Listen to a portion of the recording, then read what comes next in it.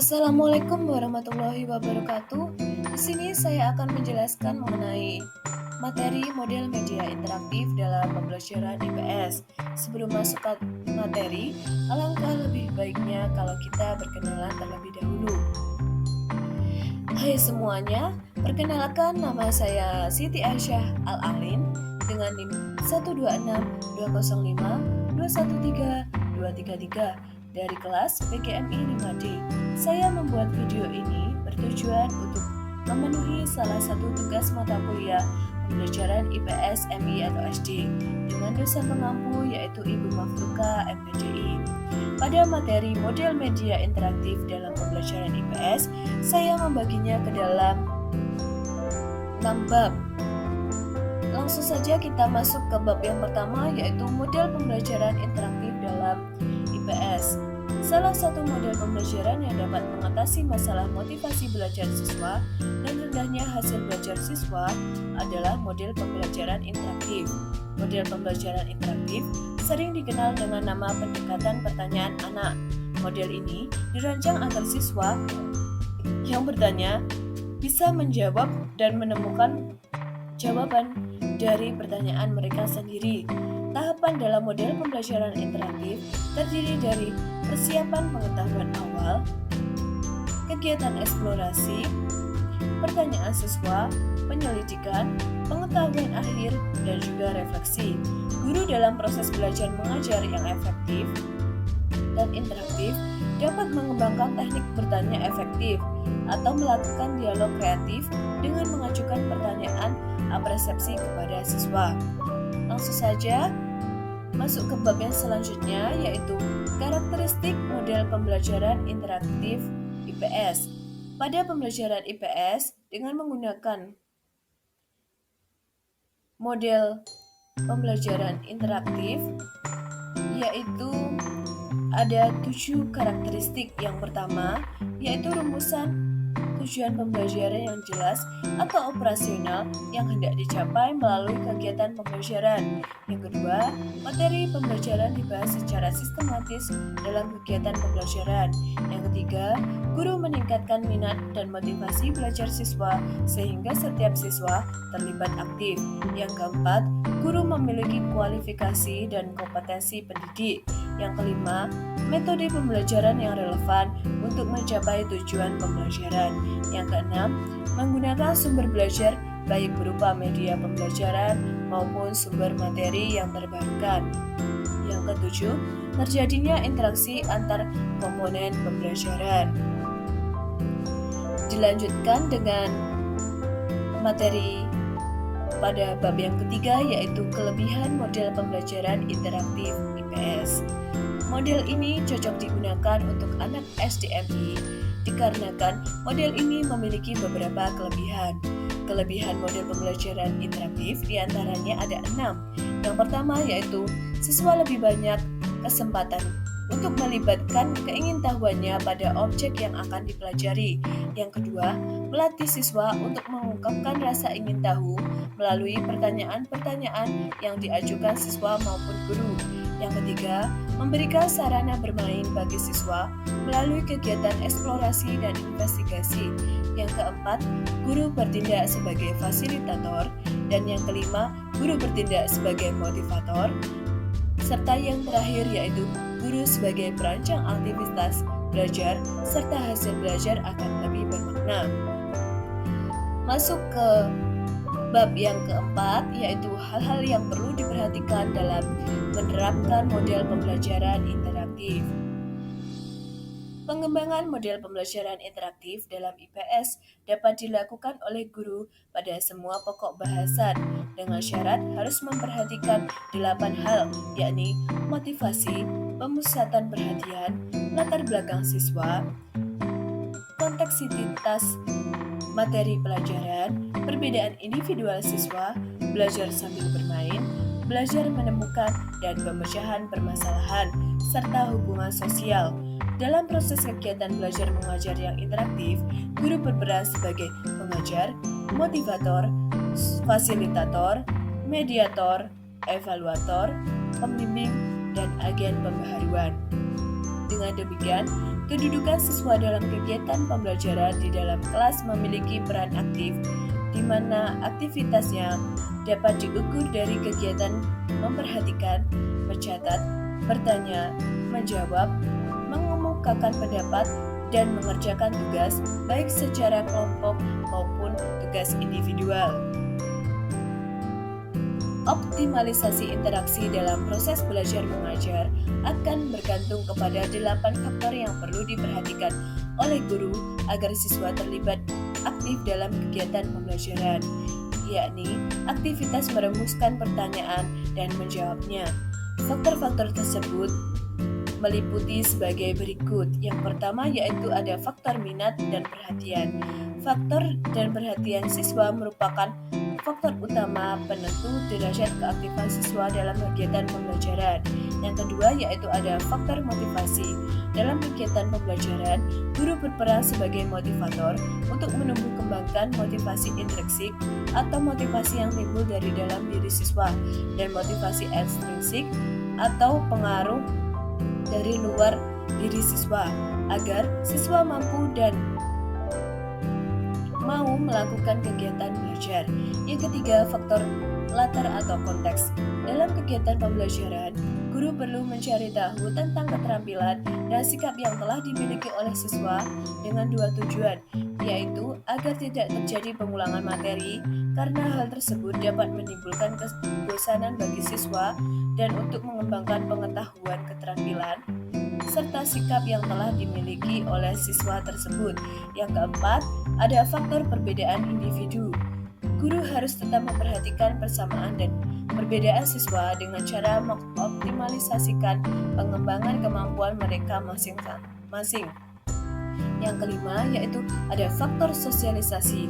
Upaya guru untuk menyalurkan kebutuhan anak akan hubungan sosial tersebut dapat dilakukan dengan belajar kelompok sehingga dapat mengembangkan potensi dan melatih anak menciptakan suasana kerjasama, proses pembentukan kepribadian, tumbuhnya kesadaran akan perbedaan di antara temannya yang dapat menumbuhkan solidaritas melalui saling membantu menyelesaikan tugas. Yang keenam, faktor belajar sambil bermain. Bermain di sini lebih dimaksudkan pada kegiatan pembelajaran yang berlangsung dalam suasana menyenangkan, sehingga akan mendorong siswa aktif belajar. Selain itu, pengetahuan, keterampilan, sikap, dan daya fantasi siswa akan berkembang. Yang ketujuh ada faktor inquiry. Berikan kesempatan kepada siswa untuk menemukan sendiri informasi yang ada kaitannya dengan materi pelajaran, karena pada dasarnya siswa memiliki potensi untuk mencari dan memecahkan sendiri masalah yang sedang dihadapi atau sense of inquiry. Yang kedelapan yaitu ada faktor memecahkan masalah.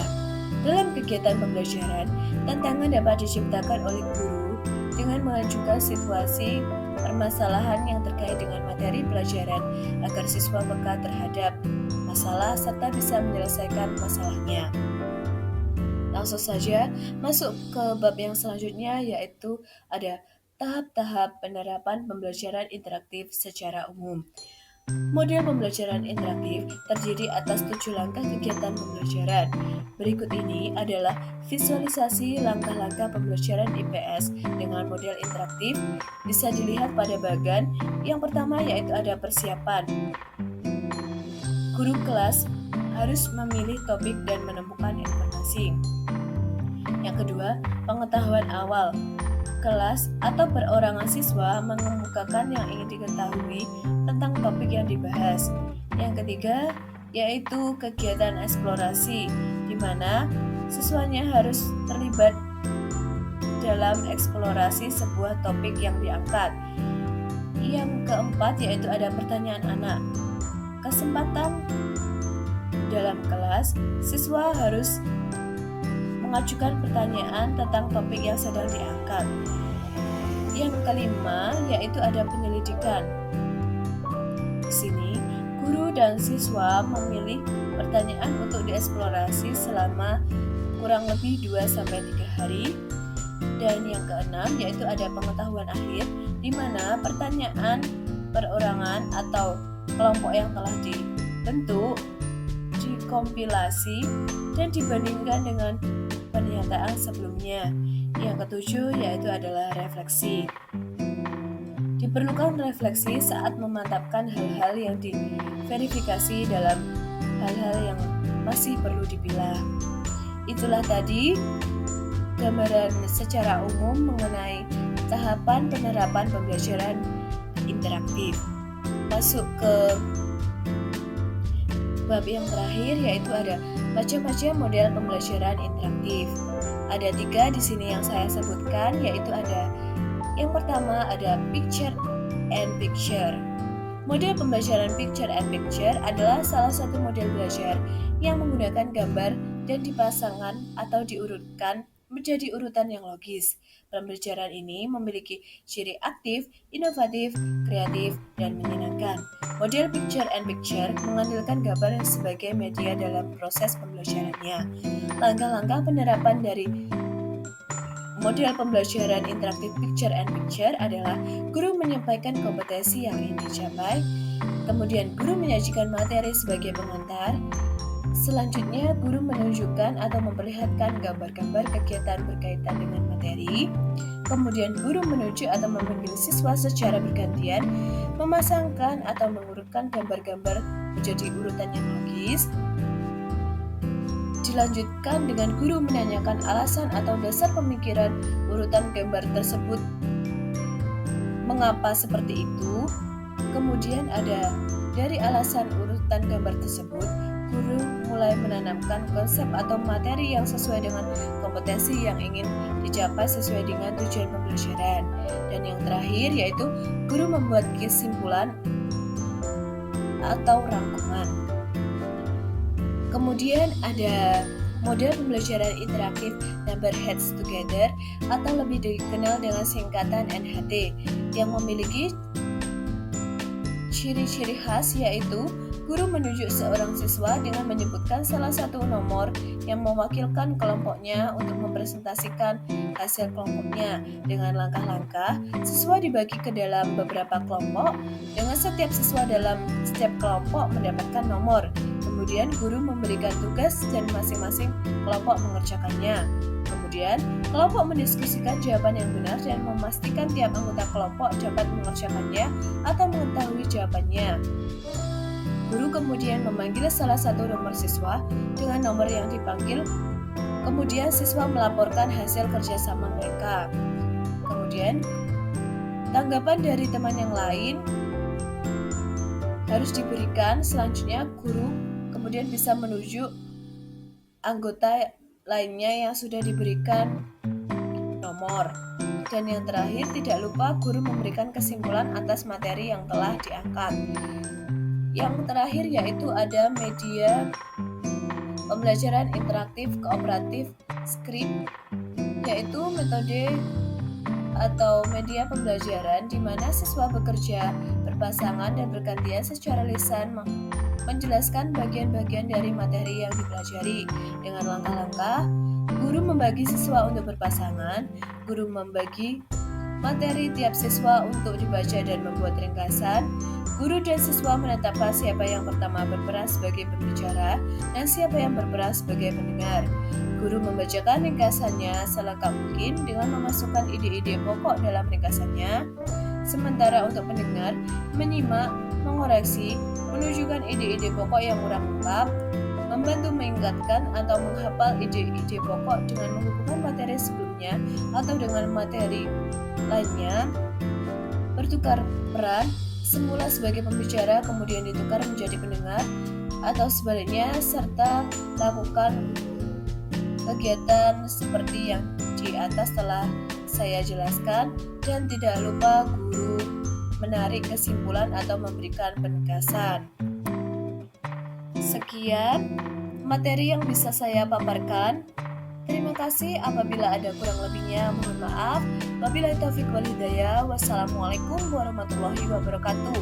Jangan lupa like dan subscribe.